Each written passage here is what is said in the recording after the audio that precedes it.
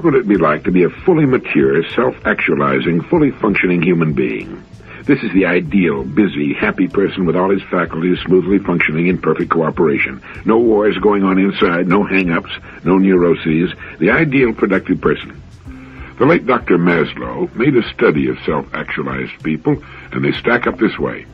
First, these superior people have the ability to see life clearly, to see it as it is rather than as they wish it to be. They are less emotional and more objective about their observations. They're far above average in their ability to judge people correctly and to see through the phony or the fake.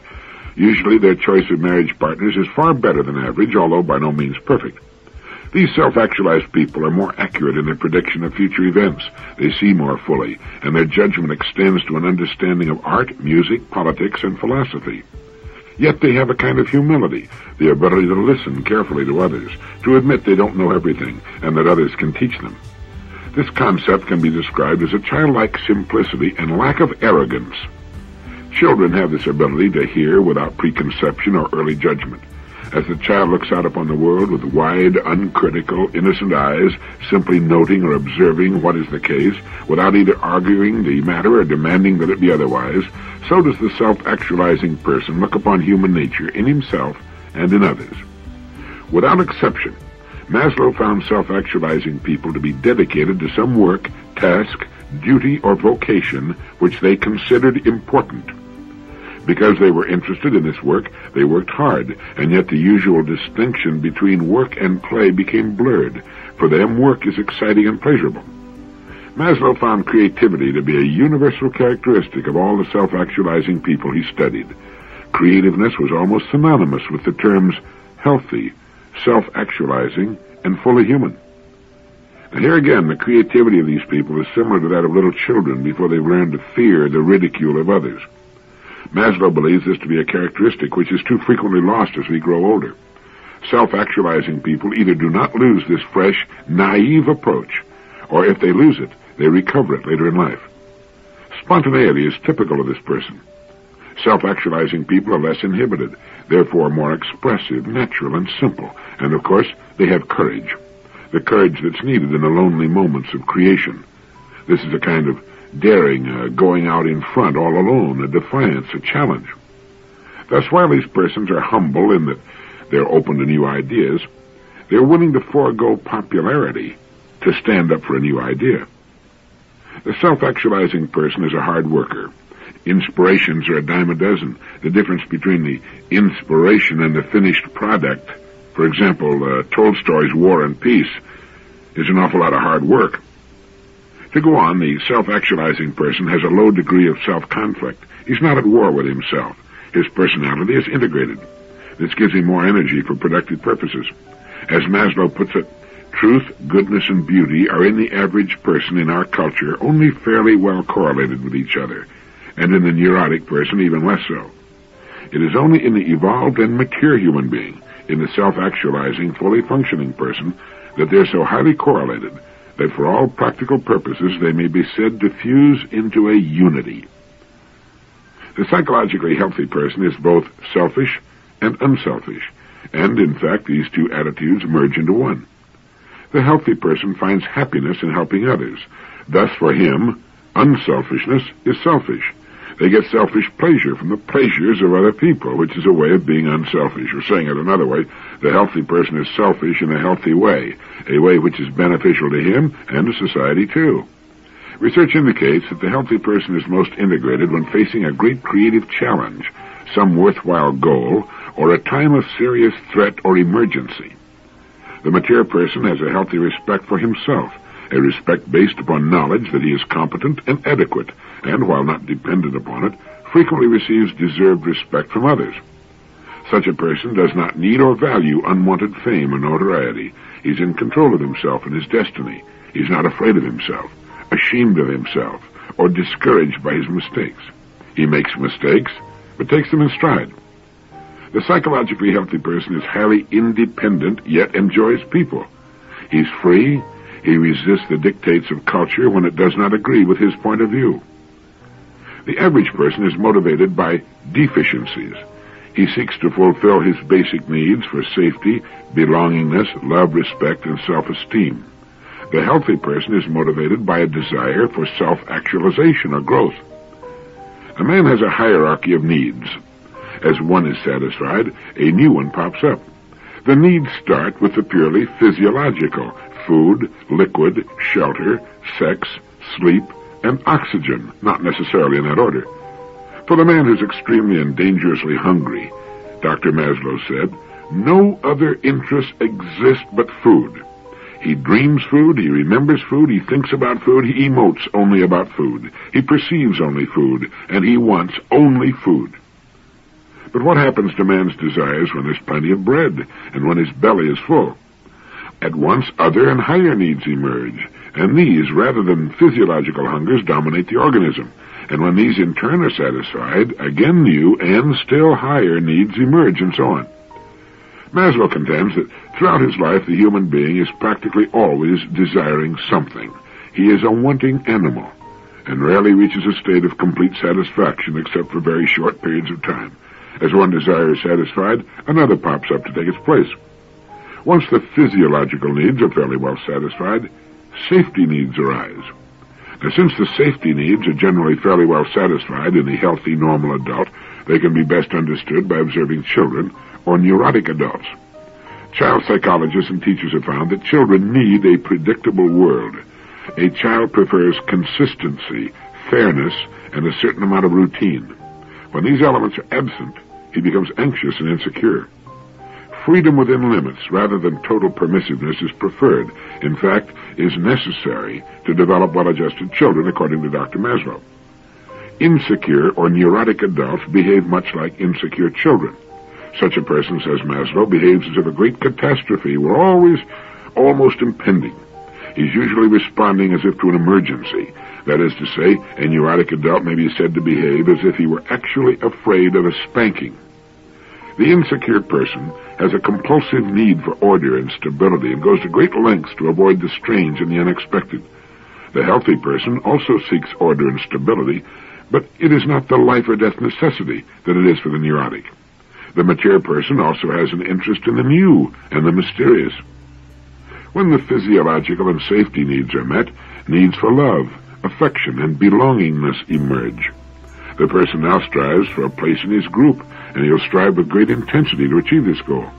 It suddenly becomes more important than anything else in the world, and the person may even forget that once when he was hungry, he sneered at love as unreal or unnecessary or unimportant.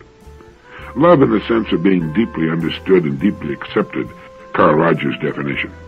Following this is the need for personal development and the utilization of one's potential. On and on the needs of humankind go.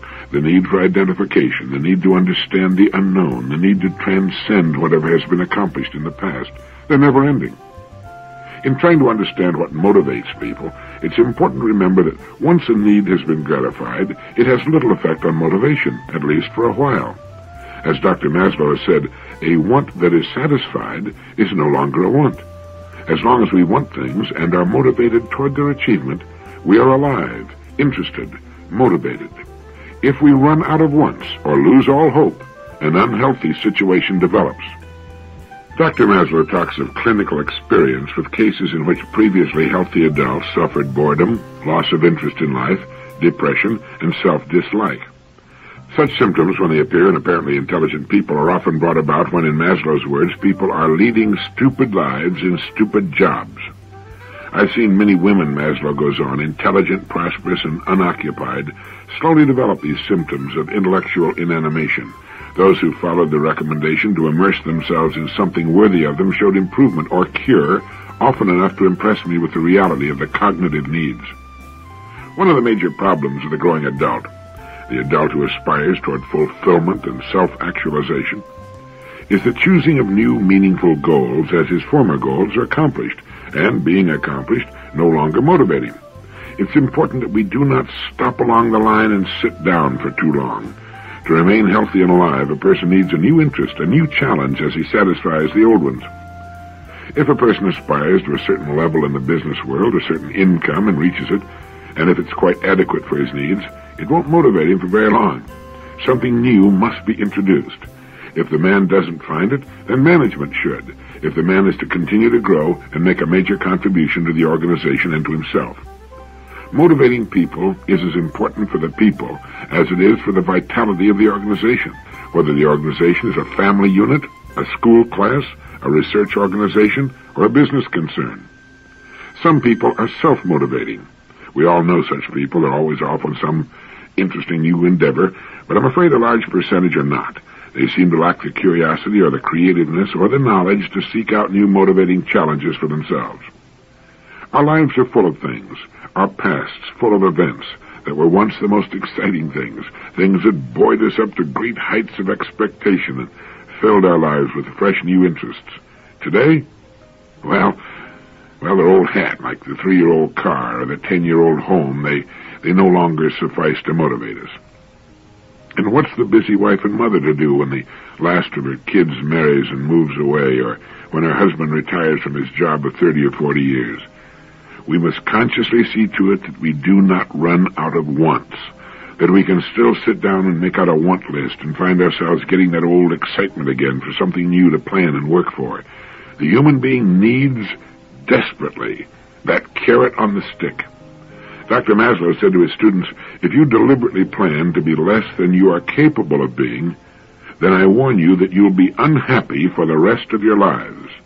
You'll be evading your own capacities, your own possibilities. Henry James, the very prolific American novelist, brother of William James, who is often called the father of American psychology. In fact, the James family remained outstanding for generations. Henry James once wrote in The Ambassadors, live all you can. It's a mistake not to. It doesn't so much matter what you do in particular, so long as you've had your life. If you haven't had that, what have you had? What one loses, make no mistake about that. The right time is any time that one is still so lucky as to have. Live. Well, that wouldn't be a bad piece of advice to have framed and placed in a conspicuous place, would it? Live all you can. It's a mistake not to. But it seems that relatively few people are aware of living, as they take so many important things for granted. They wake up, go about their days, go back to sleep without once having thought, I am alive, and I'm sensing this day.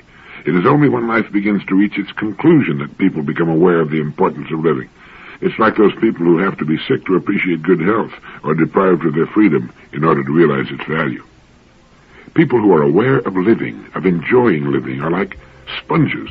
They soak up all that goes on around them.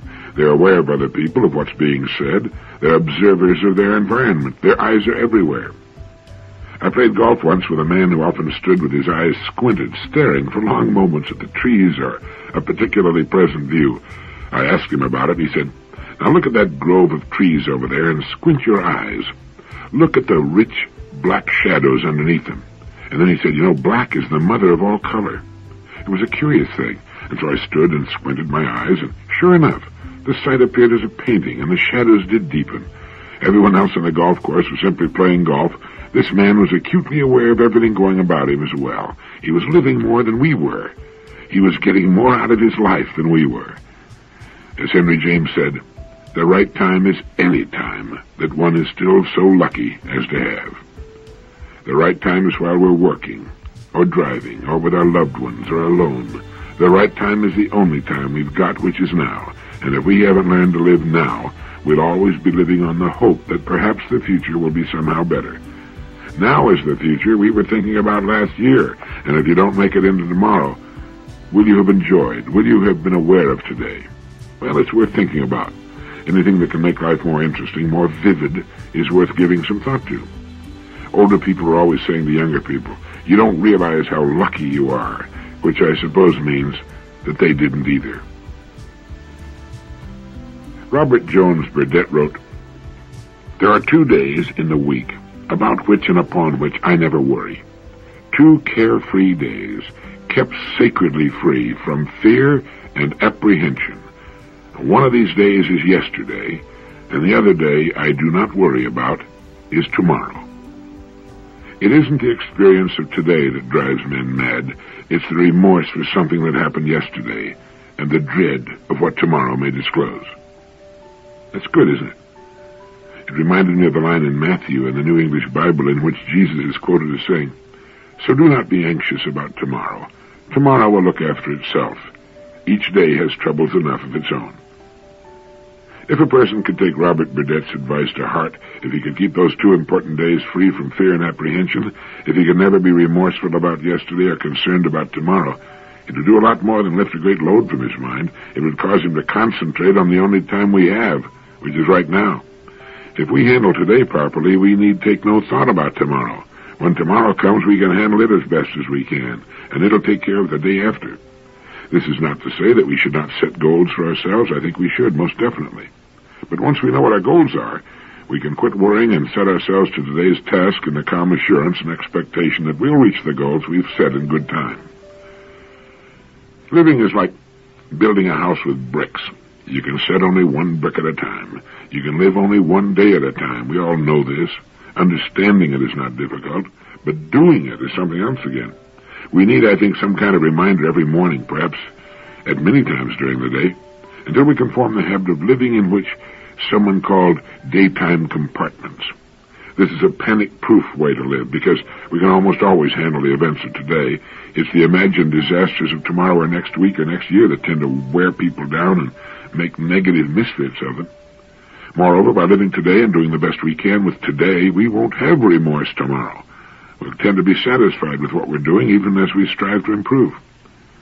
Each of us has 1,000 times approached the period of his life with fear and apprehension, only to find the problem solved one way or another on the appointed day.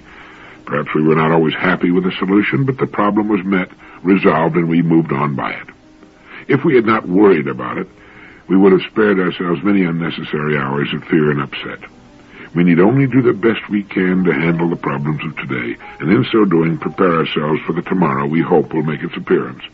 Burdett's quote, "There are 2 days in the week about which and upon which I never worry. 2 carefree days, kept sacredly free from fear and apprehension. One of these days is yesterday, and the other is tomorrow." I was chatting with a West Coast psychologist and management consultant the other day. He's also an author of some note, and he happened to mention that he's conducted classes in prosperity. That is, he's tried to teach poor people how to become well-to-do and prosperous.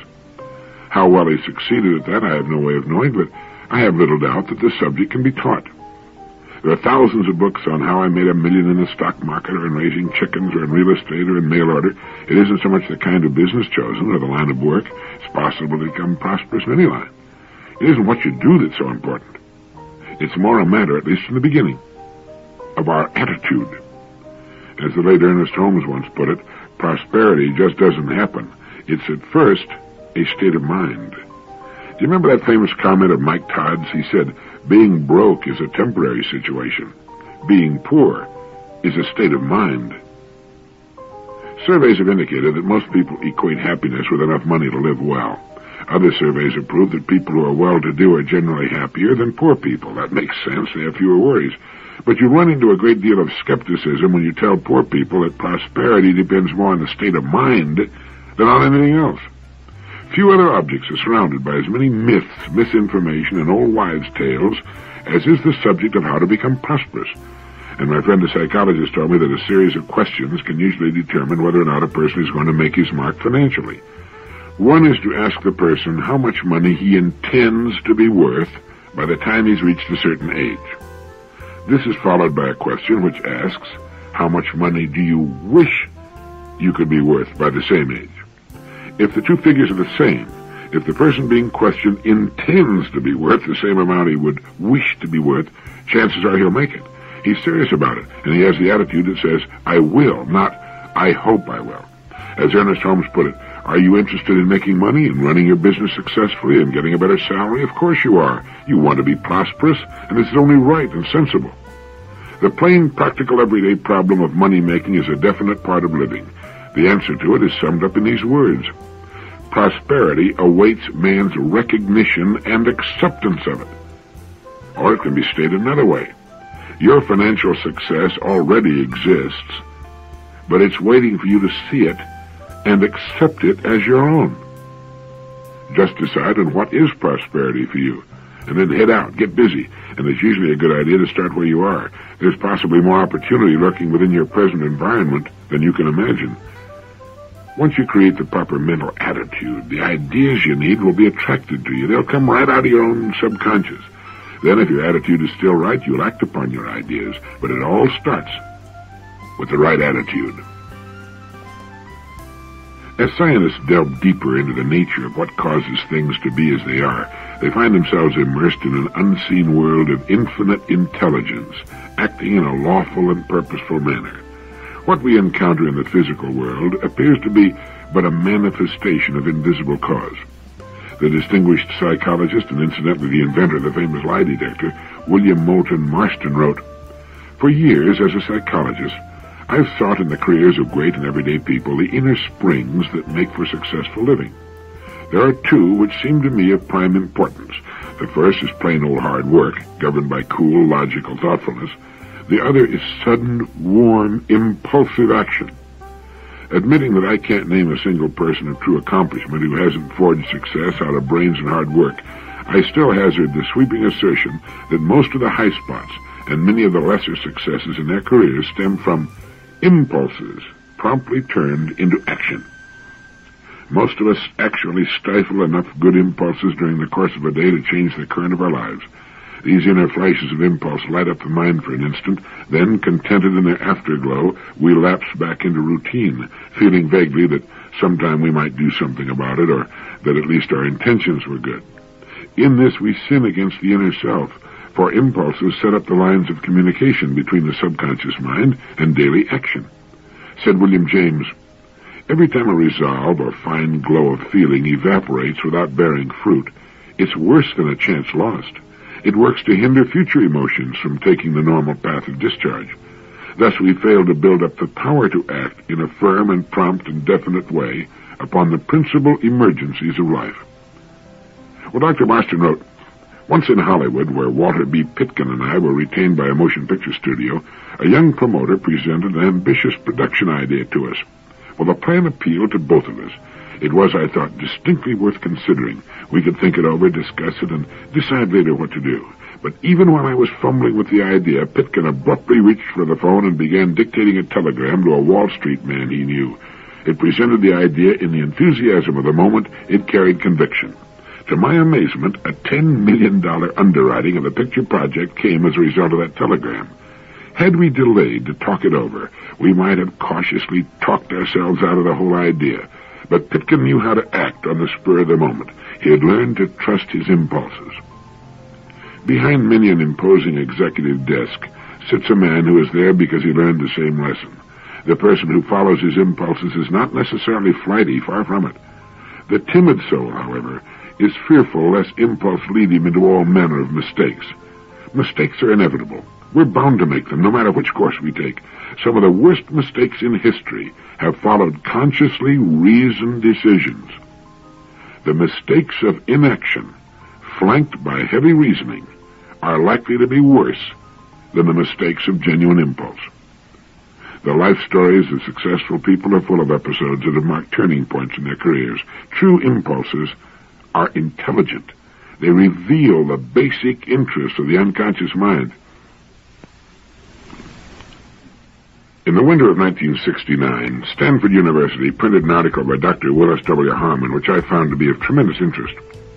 Dr. Harman suggests that when future historians look back on our times, it will not be the wars, riots, student protests, or even our technological and scientific advances they'll remember.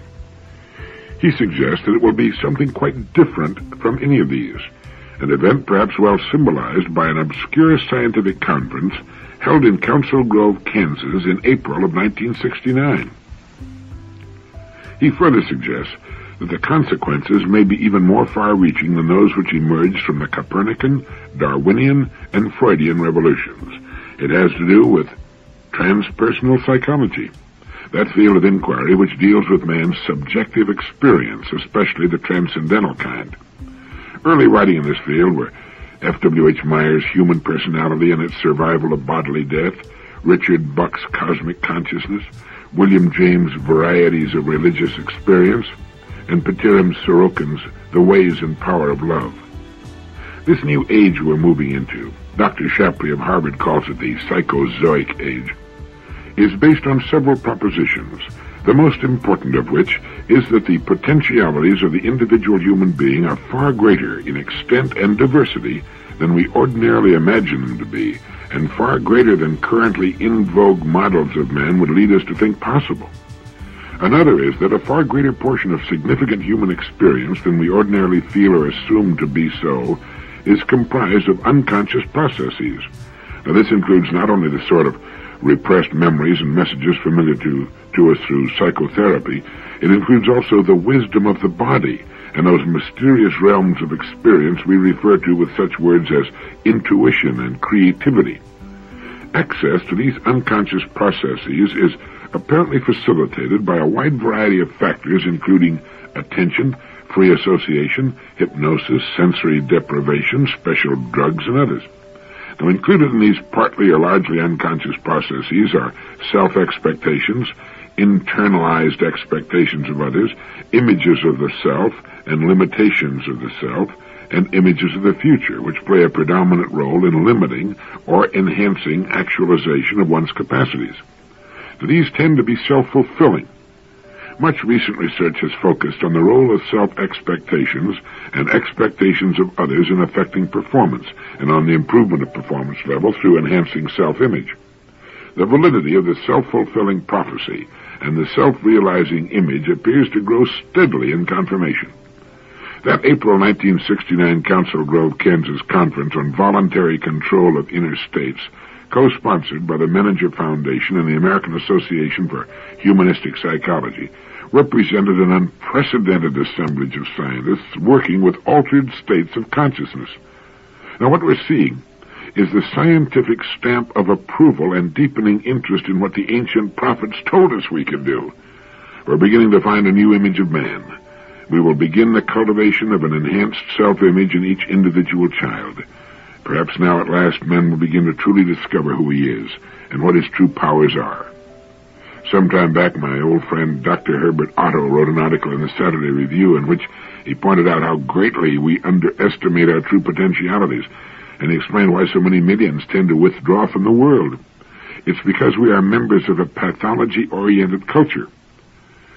Psychological and psychiatric jargon dealing with emotional dysfunction and mental illness has become the parlance of the man in the street. In addition, from early childhood in our educational system, we learn largely by our mistakes, by having them pointed out to us repeatedly. And all this results in early negative conditioning and influences our attitudes and perception of ourselves and other people. An attitudinal climate has become established which is continually fed and reinforced. As a part of this negative conditioning, there is the heavy emphasis by communications media on violence in television programs and motion pictures. The current American news format of radio, television, and newspapers, the widely prevalent idea of what constitutes news, results from a narrow, brutalizing concept 30 or 40 years behind the times, and is inimical to the development of human potential. The news media give much time and prominent space to violence and consistently underplay good news. This gives the consumer the impression that important things that happen are various types of destructive activities. Consistent and repeated emphasis on bad news not only creates anxiety and tension, but instills the belief that there's little except violence and disasters and accidents and mayhem abroad in the world. As a consequence, the consumer of such news gradually experiences a shift in his outlook about the world, leading to the formation of feelings of alienation and separation. The world is increasingly perceived as a threat, as the viewer becomes anxious that violence and mayhem may be perpetrated on him from somewhere out of the strange and unpredictable environment in which he lives.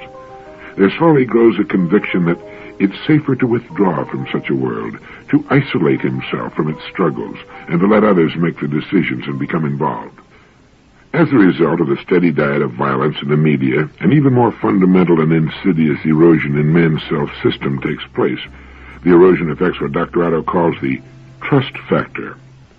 If we've been given a certain amount of affection, love, and understanding in our formative years, we're able to place a certain amount of trust in our fellow man. Trust is one of the most important elements in today's society, although we tend to minimize its importance. We basically trust people. Now, the consistent emphasis in the news on criminal violence, burglarizing, and assault makes slow but pervasive inroads into our reservoir of trust. As we hear and read about the acts of violence and injury man perpetrates upon one another, year after year, with so little emphasis placed on the loving, caring, and humanitarian acts of man, we begin to trust our fellow man less, and we thereby diminish ourselves. By undermining our trust, we become estranged from each other. Existing in a setting that provides as consistent inputs multiple irritants, ugliness and violence, and lack of close, meaningful relationships, man is in danger of becoming increasingly irritated, ugly, and violent. Maybe you saw the news item some time back about a Canadian farmer who sold his Stradivarius violin for, I think it was in the neighborhood of $60,000. He sold it to the same New York City dealer he had bought it from many years before. The dealer paid him more for it than he'd paid. That's because the violin has appreciated in value over the years and because of the shrinking buying power of the dollar. But the farmer sold his precious violin by the world's most famous violin craftsman because, as he put it, "I'm getting old and I have no children to leave it to." By getting it back in the hands of the dealer, he knew that it would wind up in the hands of someone who would treasure it as he had, and he could use the cash. Antonio Stradivari, the Italian violin maker, lived from 1644 to 1737. That's 93 years at a time when the average life expectancy was around 30, and there's a story there. He worked alone, although later in his life his sons helped him.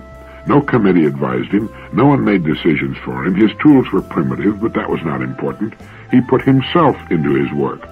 All the world's tools couldn't make up for that. When he was finished with an instrument, when he was sure that his work measured up to his own personal standards, he signed his name to it. And still today, more than 200 years later, his name is a household word all over the world. Ask anybody if he's ever heard of Stradivarius, which is the Latin pronunciation of the name. Throughout history, there have been many men with similar standards of excellence. Authors such as William Shakespeare, artists like Leonardo da Vinci, craftsmen like furniture maker Thomas Chippendale, and silversmith Paul Revere. Everything they did was done well, not because it had to be, but because they wanted it to be. They had only to please themselves, yet the products of their fertile minds and skillful hands are still collected and admired today. Now, what is it that causes one person to take pride in what he does, while others give little or no thought to the quality of their work? Do you know? Of course, when we were talking about Stradivari or Da Vinci, we were talking about great geniuses, towering talents who found their media and became great in them. There have been many other fine violin makers and artists who took just as much pride and care in their work but lacked the same quality of talent. There are even today many thousands of craftsmen who will not turn out shoddy work, who would be glad to sign their names to their work. But I think you'll admit that they're in the minority. Perhaps they've always been in the minority. But the respect for quality never changes. It still commands the highest price. It is still revered wherever we find it. And the person performing it has gained for himself two precious assets. One, he's built the kind of security that lasts a lifetime. He need never worry about his income. And two, his work is a source of satisfaction and joy to him. He derives deep satisfaction from being an uncommon person. There are people who set their own high standards to which they make themselves measure up. They're quite happy to put their names on their work, and their work will stand the test of time.